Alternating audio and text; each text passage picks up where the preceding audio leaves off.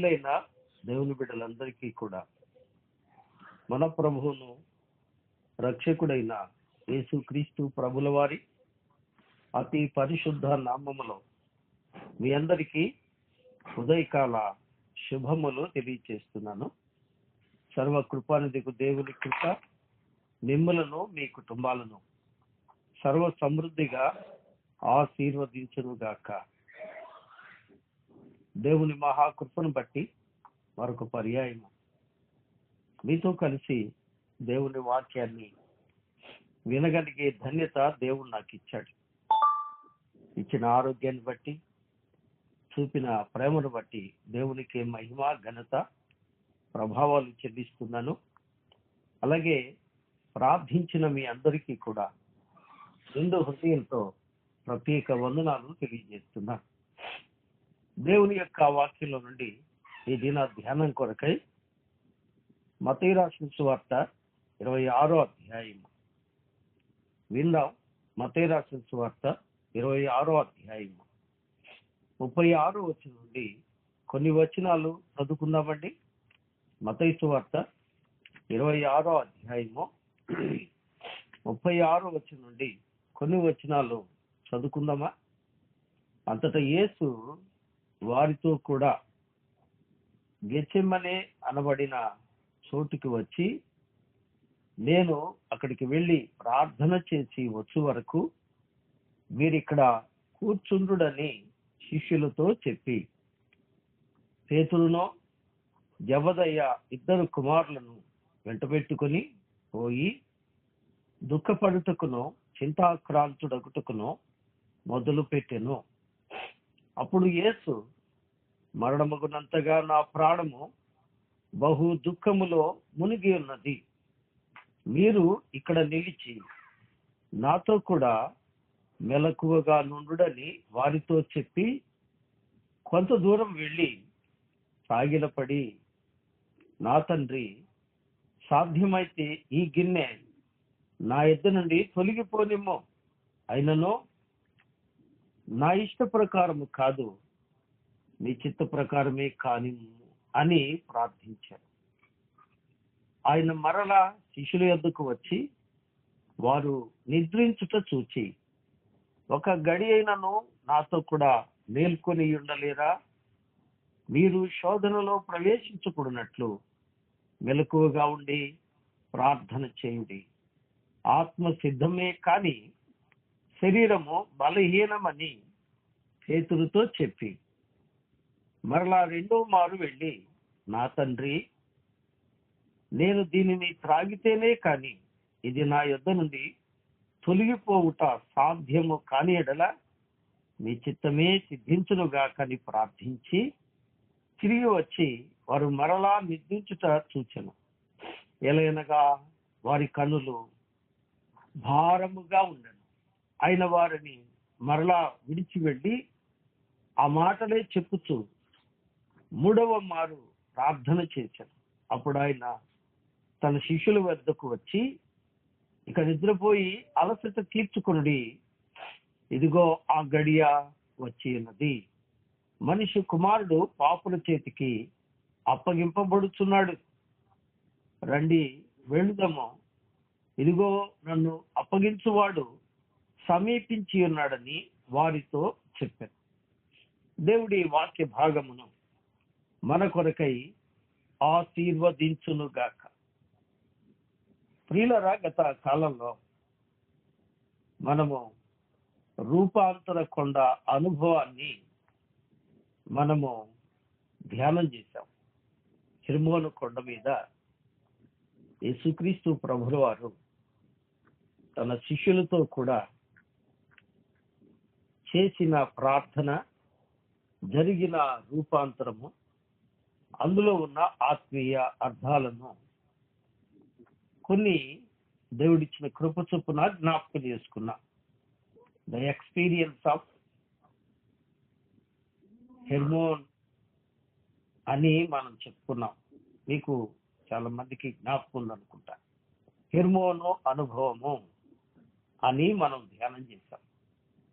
హెర్మోనులో జరిగిన ఆ రూపాంతర అనుభవము, అందులో ఉన్న మంచి సంగతులను గురించి మనం జ్ఞాపకం చేసుకున్నాం.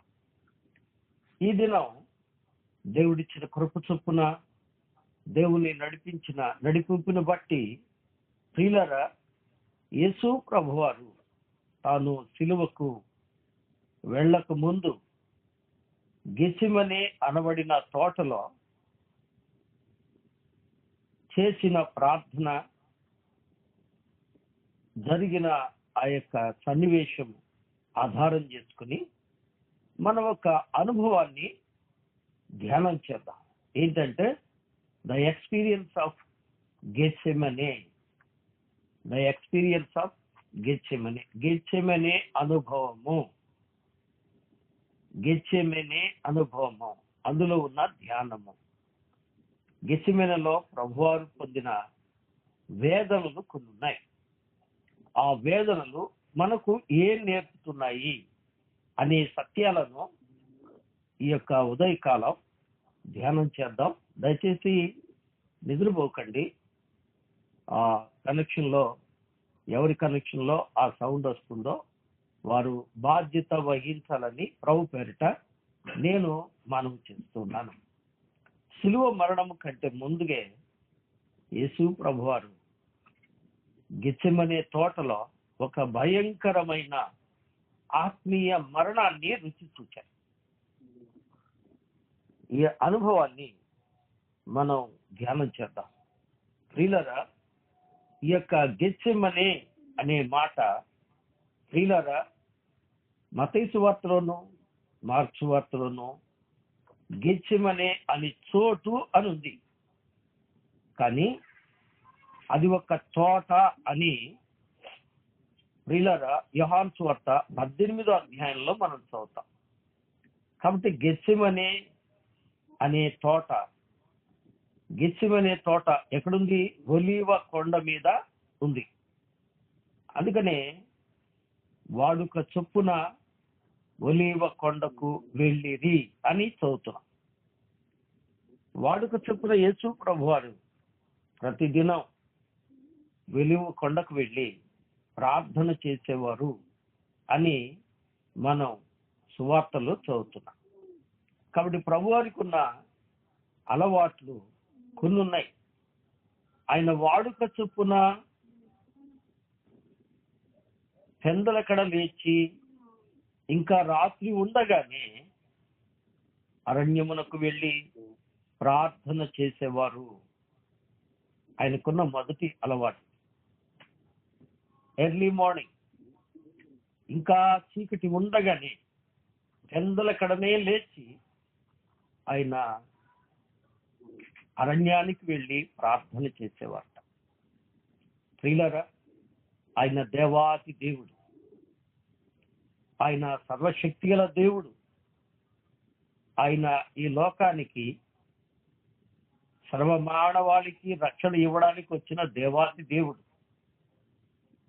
అతి దేవుడు ఏమి అలవాటు కలిగి ఉన్నాడు? వాడుక చొప్పున. ఏం అలవాటు కలిగి ఉన్నాడండి? ఈరోజు early morning go to mountain and pray. నిజమే ప్రియులారా, ఆయన పెందలకడనే లేచి ఒలీవ కొండకు వెళ్ళి ప్రార్థిస్తున్నారు. మనం ఇప్పుడు దేవుని బిడ్డలారా, మనల్ని ఒకళ్ళు లేవగొట్టాలి. లేవగొట్టినప్పటికీ కూడా మనం లేస్తున్నామా? ప్రార్థిస్తున్నామా? నిజమే. పెందలకడ లేచి ప్రతిదినం ప్రార్థించారు. తరువాత ఆయన ప్రార్థిస్తూ ఉండగా శిష్యులు ఆయన దగ్గరికి వచ్చి, మార్కు సువార్తలో శిష్యులు అడిగారు, ఏమని? ప్రభువా, మనం ఎక్కడికి వెళుదామని? రండి, మనము త్వరగా బయలుదేరి పల్లెలకు వెళ్ళి సువార్త ప్రకటించుదుము అన్నారు. ప్రతిదినము ఆయన గెత్సెమనే తోటలో ప్రార్థించారు. ప్రతిదినము ఆయన ప్రియులారా సువార్త ప్రకటించడానికి పెందలకడ వెళ్ళారు. మూడవది, ఆయన వాడుక చొప్పున దేవాలయమునకు వెళ్ళెను అని చదువుతాం. వాడుక చొప్పున దేవాలయమునకు వెళ్ళను లూకా 4లో చదువుతున్నాం కదా. కాబట్టి ప్రియులారా ఆయన వాడుక చొప్పున పెందలకడ లేచి ప్రార్థించేవారు. ఆయన వాడుక చొప్పున పెందలకడ లేచి సువార్త ప్రకటించేవారు. ఆయన వాడుక చొప్పున సమయానికి దేవాలయమునకు వెళ్ళి అక్కడ వాక్యం బోధించేవారు. ఈ పూట వాక్యం వింటున్నప్పుడు ఈ స్నేహితుడా, నీ వాడుక ఏది? నీ వాడుక ఎలా ఉంది? నీ ఒక దైవజనుడవు, నీ ఒక దైవజనురాలవు, కానీ పెందలకడ లేచే అలవాటు లేదు అంటే నీ ఆత్మ ప్రభు చేత ఎన్నుకోబడిందేనా?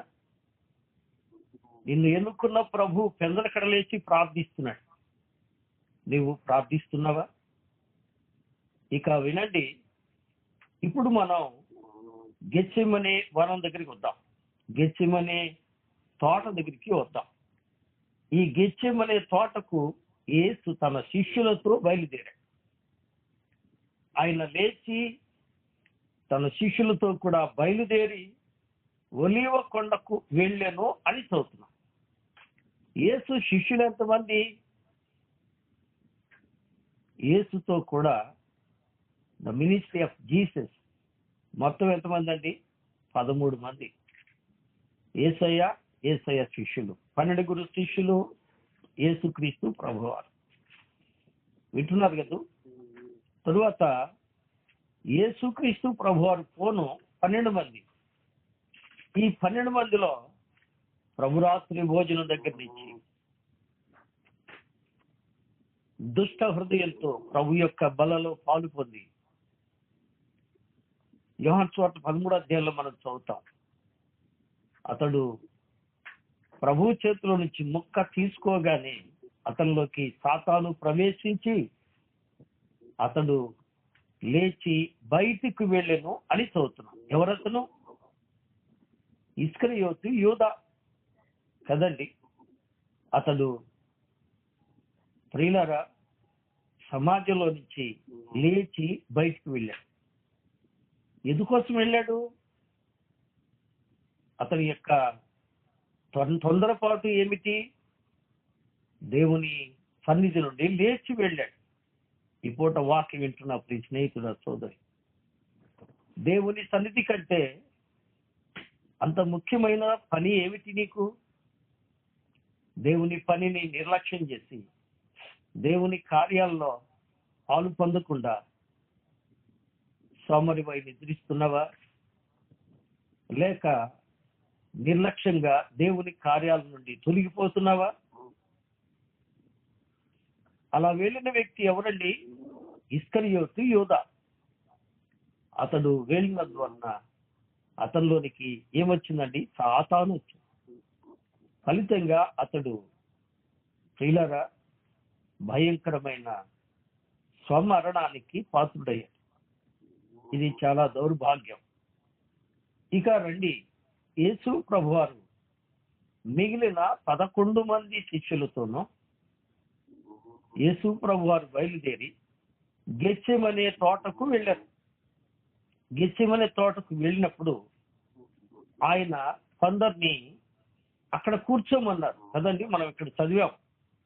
అతడు యేసు వారితో కూడా గెత్సెమనే అనబడిన చోటుకు వచ్చి, నేను అక్కడికి వెళ్ళి ప్రార్థన చేసి వచ్చు వరకు మీరిక్కడ కూర్చుండుడి అని శిష్యులతో చెప్పి పేతురును జబదయి 2 కుమారులను వెంట పెట్టుకొని పోయి అని చదువుతున్నాం. అంటే 3 మినహా మిగిలిన వారు ఎంతమంది అండి? 89. ఈ 89ని ఆ తోట లోపలి కాకుండా వాకిలి దగ్గర కూర్చోమన్నారు. మీరు ఇక్కడ కూర్చోండి కనిపెట్టి ఉండండి అన్నారు ప్రభువారు కదండి. వారు ఏం చేశారు? నేను వెళ్ళి ప్రార్థన చేసుకొని వస్తాను, మీరు ఇక్కడ కూర్చోండి అంటే జాగ్రత్తగా కనిపెట్టి ఉండండి, స్టే హియర్. ప్రభువారు ఏం చెప్పారండి? I want to pray some time and back again.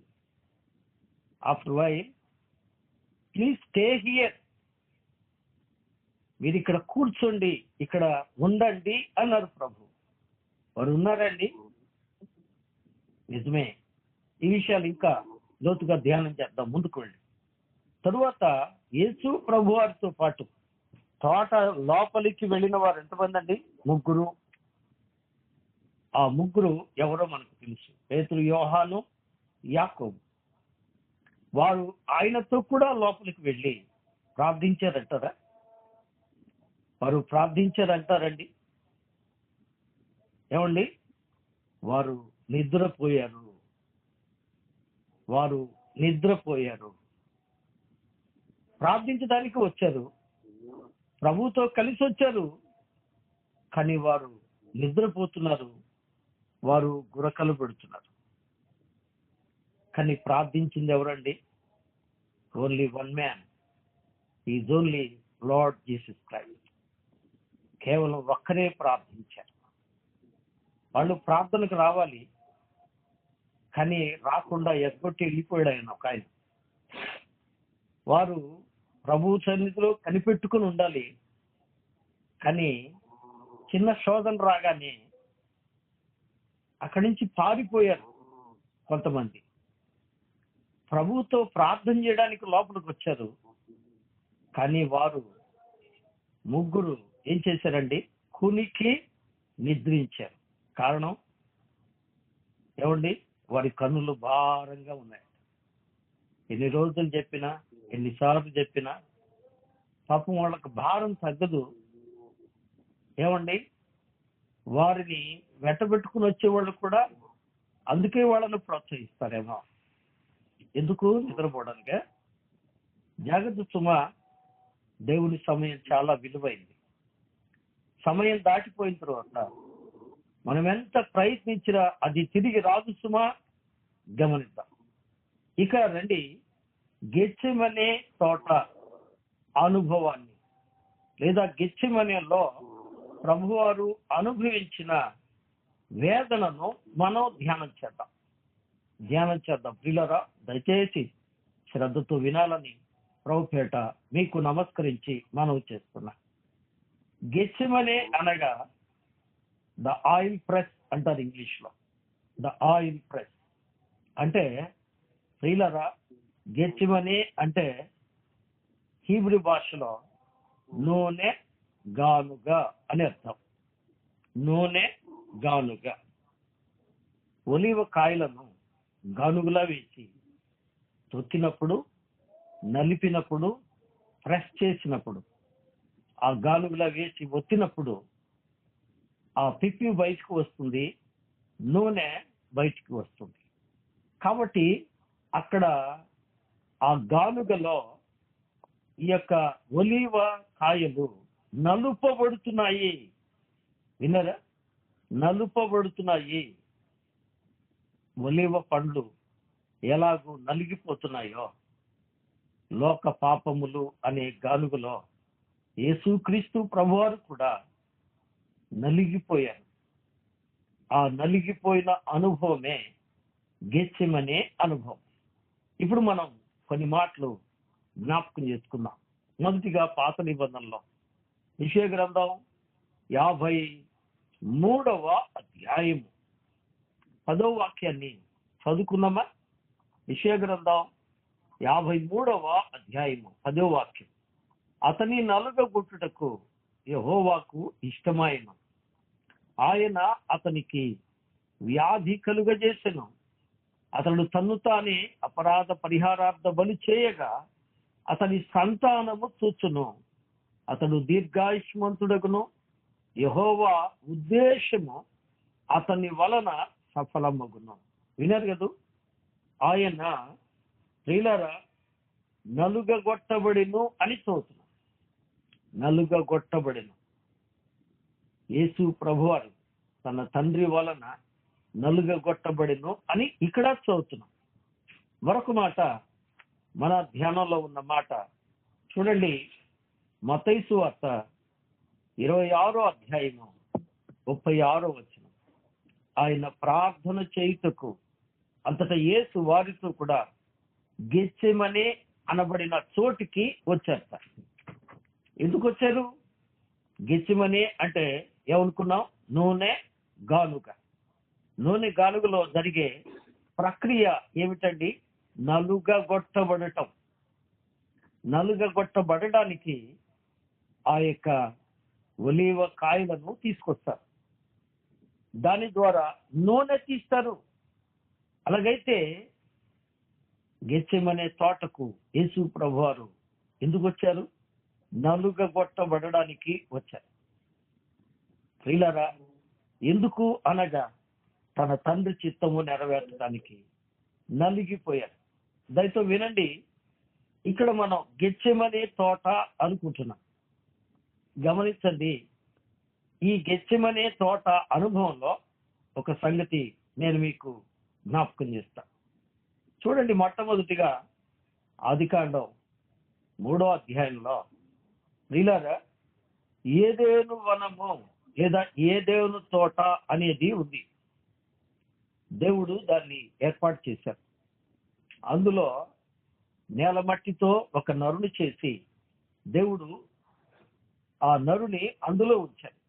అయితే తాను సృజించిన దేవుని విడిచి ఆ యొక్క ఏదేను తోటలో ఆదాము పాపం చేశాడు. పాపం చేసి దేవునికి దూరమైపోయాడు. అయితే రెండవదిగా రెండవ ఆదాము అనబడిన యేసుక్రీస్తు ప్రభువారు గెత్సెమనే తోటలో దేవుని చిత్తానికి తనను తాను పూర్తిగా అప్పగించుకొని తను తాను ఇష్టపూర్వకంగా నలగొట్టుకొని లోకానికి రక్షణ తెచ్చారు. ఇప్పుడు ఒక మాట మనం చదువుకుందాం. కొరింథీయులకు రాసిన మొదటి పత్రిక అని 15వ అధ్యాయం. కొరింథీయులకు రాసిన మొదటి పత్రిక 15వ అధ్యాయం. 15వ అధ్యాయంలో 45వ వచనాన్ని మనం చదువుకుందాం. 45వ వచనాన్ని. ఇందు విషయమై ఆదామును మొదటి మనుషుడు జీవించు ప్రాణి ఆయను అని వ్రాయబడి ఉన్నది. కడపటి ఆదాము జీవింపజేయు ఆత్మ. విన్నారు కదా, మొదటి వ్యక్తి మొదటి ఆదాము. అతడు జీవాన్ని పోసుకొని పాపిగా సాతాను మాట విని దేవునికి దుఃఖం కలిగజేశాడు. కానీ కడపటి ఆదామైన క్రీస్తు గెత్సెమనే తోటలో మొదటిది ప్రియులారా ఏదేను తోటలో పాపాన్ని ప్రవేశింపజేశాడు మొదటి ఆదాము. గెత్సెమనే తోటలో పాపానికి విమోచన తెచ్చారు యేసు క్రీస్తు ప్రభులవారు. ఒలీవ కాయలు 3 విధాలుగా నల్లగొట్టబడతాయి. అంటే 3, దే ఆర్ 3 పర్పసెస్. 3 విధాలుగా ఏమండి 3 విధాలుగా నలుగొట్టబడతాయి. అవేంటి అంటే మొదటిది దేవుని పరిచర్య కొరకు.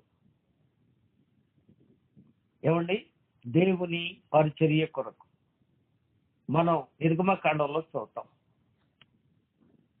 దేవుని మందిరములో దీపము నిత్యము వెలుగుచుండునట్లు ఇశ్రాయేలీయులు దంచి తీసిన అచ్చము ఒలీవ నూనె తీసుకురావలెను అని చూద్దాం. కాబట్టి ఆ అచ్చము ఒలీవ నూనె దంచి తీసింది దేవునికి కావాలి. దేవుని పరిచర్య కొరకు ఒలీవ కాయ దేవుని కొరకు నలగొట్టబడుతుంది. యేసుక్రీస్తు ప్రభువారు తండ్రి చిత్తం కొరకు నలగొట్టబడ్డాడు గెత్సెమనే తోటలో. మరి నీవు నేను ఏ రీతిగా ఉన్నా? ప్రియులారా, రెండవది ప్రజల ఆహారం కొరకు కాయలు నలుగొట్టబడుతున్నాయి. ప్రజల ఆహారం కొరకు. నిజమే, యూదులు ఆహారంలో భాగంగా ఒలీవ నూనె వాడతారు ప్రజల కొరకు, ఆహారం కొరకు. మూడవది ఏమండి, మనం ఇందాక చెప్పుకున్నట్లు వెలుగు కొరకు. వెలుగు కొరకు ఆ యూదుల కాలంలో ప్రతి ఇంట దీపం వెలగడానికి ఈ ఒలీవ నూనెనే వాడేవాట కదండి. మూడు విధాలుగా ఇందున్న ఆత్మీయ అర్థం: ఒకటి దేవుని కొరకు, రెండు మన కొరకు, మూడవది లోక రక్షణ కొరకు. ఎందుకంటే ప్రభువారు అన్నారు, మీరు లోకానికి వెలుగై ఉన్నారు అని. లోకాన్ని వెలిగించడానికి మనం నలగొట్టబడాలి. క్రీస్తు ప్రభువారు దైవ చిత్తాన్ని తీసుకొని ఆయన తను తాను నలగొట్టబడి మానవాడి పాప పరిహారం కొరకు లోకానికి వెలుగుగా తన జీవితాన్ని ఇచ్చారు. ఈ రీతిగా గెత్సెమనే తోటలో నలుగగొట్టబడిన అనుభవాన్ని మనం చూస్తాం. ఈ నలుగగొట్టబడుట అనేదాన్ని ఏమండి హిమిట్రీ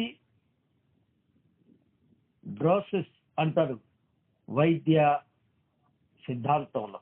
అంటే అది ఎలా నలుగొట్టబడటము అంటే, గమనించండి, దేవుని వాక్యము లూకా సువార్త 22వ అధ్యాయము 45వ వచనంలో మనం ఇలా చదువుతాం. ఏం చదువుతాము అంటే, ఆయన చెమట రక్త బిందువు వలె కనబడెను అని చదువుతున్నాం. ఆయన చెమట రక్త బిందువు వలె నేల పడెను అని కూడా చదువుతున్నాం కదండి. అవును, ఆయన చెమట వస్తుంది, కానీ అది రక్త బిందువు వలె ఉంది. అంటే అంత ఎర్రగా ఉంది. అంటే రక్తమే వస్తుందా అనే ఆ భావన. ఎస్, ఆయన ప్రార్థిస్తూ ఉన్నప్పుడు ఆయనకు స్వేద గ్రంథులలో నుండి చెమట వచ్చింది. ఆ చెమట రక్త బిందువులాగా అయిపోయిందంట. అంటే ఇక్కడ ఏం జరుగుతుంది? ఏమిటి ఇక్కడ జరిగే ప్రక్రియ అంటే, ఒక మనిషికి ప్రాణం పోయేటంతటి తీవ్రమైన మానసిక ఒత్తిడి జరిగినప్పుడు దాన్ని ఏమంటారంటే ఎక్స్ట్రీమ్ సైకలాజికల్ స్ట్రెస్ అంటారు. అలాంటి ఒత్తిడికి లోనైనప్పుడు చర్మం కింది భాగంలో ఉండే రక్తనాళాలు చిట్లిపోతాయట. అప్పుడు రక్తము మరియు చెమట ఆ స్వేద గ్రంథుల్లో నుంచి రావచ్చును అని వైద్య శాస్త్రంలో ఈ మాట తెలియజేశారు. అలాగైతే యేసు ప్రభువారు ఎంత ఒత్తిడితో నలుగుతున్నారండి. ప్రార్థించడానికి వెళ్ళిన ప్రభు ప్రార్థిస్తూ ఎంత నలిగిపోతున్నారు. ఆయన చెమట వస్తుంది, ప్రార్థిస్తుండగా చెమట వస్తుంది. ప్రార్థనలో ఉన్న దుఃఖంలో ఆయనకి చెమట వస్తుంది. ఆ చెమటలో నుంచి ఏమొస్తుందండి? రక్తం వస్తుంది. రక్తం వస్తుంది. రక్తపు చెమట కార్చిన వ్యక్తి చర్మం ఎలా ఉంటుందో తెలుసండి? చాలా సున్నితంగా ఉంటుంది. ఎక్స్ట్రీమ్లీ సెన్సిటివ్ అని రాశారు. చాలా సున్నితంగా ఉంటుంది. అలాంటి రక్తపు చెమట కారిన యేసు ప్రభువారి యొక్క శరీరం ఎంత సున్నితంగా మారిందో ఆ తరువాత, అంటే గెత్సెమనే ఎక్స్పీరియన్స్ తరువాత ఆయన సైనికులకు అప్పగించబడ్డప్పుడు సైనికులు ఆయన్ని ఒక్కో దెబ్బ కొడుతూ ఉంటే, సెన్సిటివ్ బాడీ కదండి, రక్తపు చెమట కారిన ఆ యొక్క సున్నితమైన చర్మం మీద కొరడా దెబ్బలు కొడుతుంటే యేసు ప్రభువారు ఎంత బాధ అనుభవించారో. సామాన్యమైన వ్యక్తికి దెబ్బ తగిలినప్పుడు పడే బాధ కంటే 10 రెట్లు ఎక్కువ బాధ ఆయన అనుభవించాలి. ఎందుకంటే ఆ చర్మము ఏమైందండి? సెన్సిటివ్ అయిపోయింది. రక్తం చెమట వచ్చింది, చెమటలో నుంచి రక్తం వచ్చింది. నిజమే ప్రియులారా, దేవుని యొక్క వాక్యంలో మనం చూస్తే యెషయా గ్రంథం 52వ అధ్యాయము 14వ వచనం, దయచేసి వినండి. యెషయా గ్రంథం 52వ అధ్యాయము 14వ వచనంలో మనం చూస్తే, ఆయన రాబో శ్రమకు తను తాను సిద్ధపరుచుకున్నాడు కదండి. నిజమే. ఇక్కడ మనం గమనించాల్సిన ఒక గొప్ప సత్యం ఏంటంటే, స్వేద గ్రంథుల్లో నుండి, అంటే మన చర్మంలో నుంచి చెమట వచ్చే స్వేద గ్రంథులు, చర్మంలో ఉండే రంధ్రాలు, వాటిలో నుంచి చెమట మాత్రమే రాగలదు, రక్తం రావటం కష్టం. ఎందుకంటే రక్తం కొంచెం చిక్కగా ఉంటుంది, చెమట అంటే నీళ్ళలాగా ఉంటుంది కాబట్టి ఊటలాగా బయటకు వస్తుంది. కానీ యేసు ప్రభు వారి యొక్క శరీరంలో నుంచి చెమటతో పాటు రక్తం కూడా వచ్చింది అంటే, దయచేసి వినాలి, చెమటతో పాటు రక్తం కూడా వచ్చింది అంటే ఆ స్వేద గ్రంథులు తప్పక గాయాలవ్వాలి. ఎందుకంటే రక్తం బయటికి రావాలి అంటే చర్మం గాయపడాలి, గాయపడితేనే రక్తం బయటికి వస్తుంది. నిజమే. ఇప్పుడు ప్రియులారా, గెత్సెమనే తోటలో యేసు ప్రభువారు అనుభవించిన ఆ వేదన, ఆ చర్మంలో నుంచి చెమటతో పాటు రక్తం కూడా వస్తుంది అంటే ఆయన శరీరం మీద ఎన్ని గాయాలు ఉంటాయో ఆలోచించండి. ఎన్ని గాయాలు అంటే, ఎన్ని స్వేద గ్రంథుల్లో నుంచి చెమట బయటకు వస్తుందో ఆ స్వేద గ్రంథులన్నీ కూడా గాయాలుగా మారిపోయినాయి. నిజమే ప్రియులారా, ఆయన ఎన్ని గాయాలు పొందాడండి. ఇది ఎవరి కోసం ఆలోచించండి. ఇది ఎవరి కోసం అండి? ఎవరికైనా వినాలి ప్రియులారా, గమనించండి. ఎవరి కోసం ఇంత స్ట్రెస్, ఇంత బాధపడుతున్నారు యేసయ్య? మన కోసమే కదా. అలాగైతే మనం ప్రభు కొరకు మనల్ని మనం ఎంత నలగొట్టుకుంటున్నాం, ఎంత తగ్గించుకుంటున్నాం, ఎంత శ్రమ అనుభవిస్తున్నాం, ఎంతగా ప్రభు కొరకు ప్రార్థిస్తున్నాం ఆలోచించాలి. మనం ముగింపులోకి వద్దాం. మూడో విషయం, ఆయన ముమ్మారు ప్రార్థించారు. 3 గంటల పోరాటం ఇది. యేసు ప్రభు 3 సార్లు ప్రార్థన చేశారు. ప్రతిసారి ఆయన వేదన పడే ప్రార్థన చేశారు అని మత్తయి సువార్త 26వ అధ్యాయము 39వ వచనం నుండి 44వ వచనంలో రాయబడ్డాయి. 3 సార్లు ప్రార్థన చేశారు, ముమ్మారు.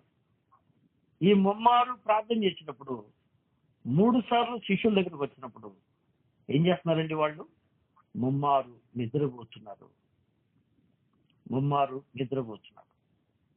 ఆయన ఎంత ప్రార్థన చేస్తున్నాడు అంటే, గమనించండి, ఆయన ఏమని ప్రార్థన చేస్తున్నారు? తండ్రి, నీ చిత్తమైతే ఈ గిన్నె నా యొద్ద నుండి తొలగించుము, అయినను నీ చిత్తమే సిద్ధించును గాక. నీ చిత్తమైతే నేను ఈ గిన్నెను త్రాగుతాను అన్నారు. ఏమిటి గిన్నె? ఈ గిన్నె ఏమిటి అంటే, ప్రియులారా, ఈ గిన్నె మన పాపాలు విషయమై దేవుని ఉగ్రతతో నిండిన పాత్ర. ప్రకటన 14:10లో మనం చదువుతాం, దేవుని ఉగ్రత పాత్ర అని కదండి. కాబట్టి ఆ ఉగ్రత పాత్రలోనిది ఎబ్రీయులకు రాసిన పత్రిక 9వ అధ్యాయము 16-17 వచనాల ప్రకారం ప్రభు దేవుని ఉగ్రత పాత్ర మన పక్షంగా పోరాడి తాగారు. ఆ ఉగ్రతను ఆయన భరించారు. మనకు బదులుగా ఆయన శిక్ష అనుభవించారు.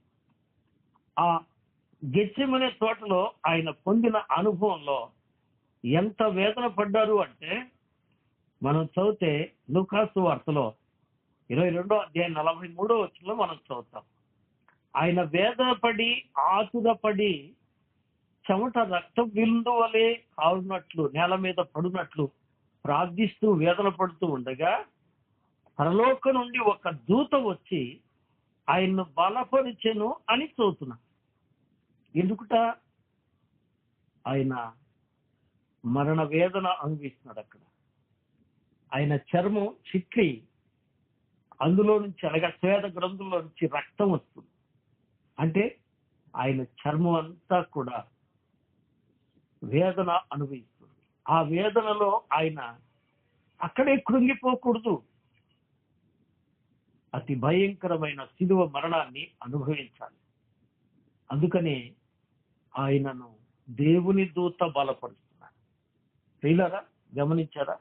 ఎందుకు అంటే ఆయన ఒకవేళ అక్కడే ఆ రక్తనాళాలు పగిలి అక్కడే చనిపోతే దైవ చిత్తం నెరవేరదు కదా. అందుకే ఈ కార్యము జరిగిందేమో అని పెద్దలు అంటారు కదండి. నిజమే. యేసు ప్రభువారు గెత్సేమనే తోటలో ఎంత నలుగొట్టబడ్డారు. ఏమండి? నిజమే. ఆయన ఈ గెత్సేమనే తోటలో ముమ్మారు ప్రార్థన చేసినప్పుడు ఆయన ఒంటరిగానే ప్రార్థన చేశారు. ఎవ్వరూ ఆయనతో కూడా ప్రార్థన చేయలే. శిష్యులు కూడా ప్రార్థించకుండా నిద్రపోయారు అని చదువుతున్నారు. ప్రియులారా, ఈ విషయాన్ని మనం ఎలా అర్థం చేసుకోవాలి అంటే ఇదొక మర్మం. ప్రపంచం కోసం ప్రాణం పెట్టడానికి సిద్ధమవుతున్న వేళలో తనను ప్రేమించిన శిష్యులు కనీసం ఒక్క గడియ కూడా లేదా ఒక్క గంట కూడా కనిపెట్టి ఆయనతో కూడా ప్రార్థించలేదు. మత్తయి సువార్త 25:40 పాప పరిహారార్థ బలి అర్పించేటప్పుడు లేవీకాండం 16:17 మీ తర్వాత చదువుకోండి, సమయం అయిపోతుంది, నేను ముగిచేస్తాను. లేవీకాండం 16:17 పాప పరిహారార్థ బలి అర్పించేటప్పుడు ప్రధాన యాజకుడు ఒక్కడే లోపలికి వెళ్ళాలి, అనగా అతి పరిశుద్ధ స్థలంలోకి ఒక్కడే లోపలికి వెళ్ళి ఆ రక్తం తీసుకొని ఒక్కడే దేవునికి రక్త ప్రోక్షణ చేయాలి. దేవుని యొక్క ఉగ్రతను తగ్గించాలి. అందుకే యేసు ప్రభువారు ఒక్కడే ప్రార్థించారు, ఒంటరి అయిపోయారు. గెత్సేమనే తోటలో ఒంటరి అయిపోయారు. స్నేహితుడా, సోదరి, నీవు అనుకుంటున్నావు నీ సేవలో ఎవరు సహాయం చేయట్లేదు, నువ్వు అనుకుంటున్నావు నిన్నెవరు పట్టించుకోవట్లేదు, నా ఒక్కడికైనా ఇన్ని శ్రమలు, నా ఒక్కదానికైనా ఇన్ని కష్టాలు. ఒంటరిగా పోరాడవలసిన పోరాటం ఎంతో ఉంది తెలుసా?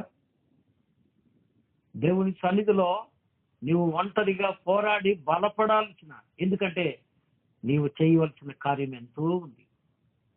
ఆయన శిలువ శ్రమను అనుభవించటానికి ముందుగా తన్ను తాను ఆత్మీయంగా శారీరకంగా బలపరుచుకున్న, సిద్ధపరుచుకున్న స్థానమే గెత్సేమనే.